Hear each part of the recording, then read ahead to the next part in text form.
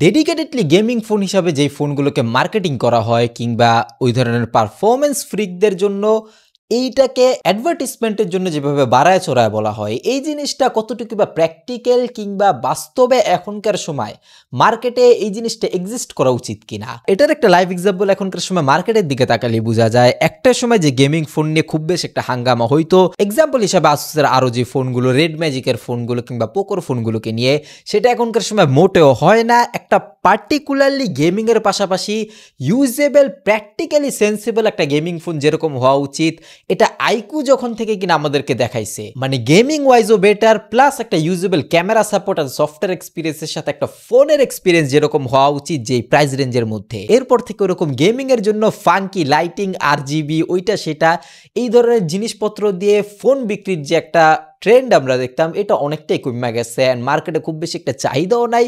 তাও অনেক take enthusiast কিংবা নিজেদেরকে টেক ফ্রিক মনে করে অনেকে এই জিনিসগুলোকে প্রমোট করে, কিংবা অ্যাপেলের সাথে অনেককে দেখি গেমিং ফোনের কম্পেয়ার করে। সেই ধরনের ক্রিয়েটর কিংবা ইনফ্লুয়েন্সারদেরকে দেখার পর আমার প্রথম প্রশ্ন এইটা জাগে যে ভাই, এত বুদ্ধি নিয়ে আপনি ঘুমান কেমনে? অ্যাপেলের ফোনের ক্যামেরার সাথে কিংবা এছাড়াও যে ধরনের জিনিস প্রোভাইড করে, কিংবা স্যামসাং যে ধরনের এক্সপিরিয়েন্স প্রোভাইড করে, তার সাথে আপনি এরকম একটা RGB লাগেন না খেলনার তুলনা করতেছেন।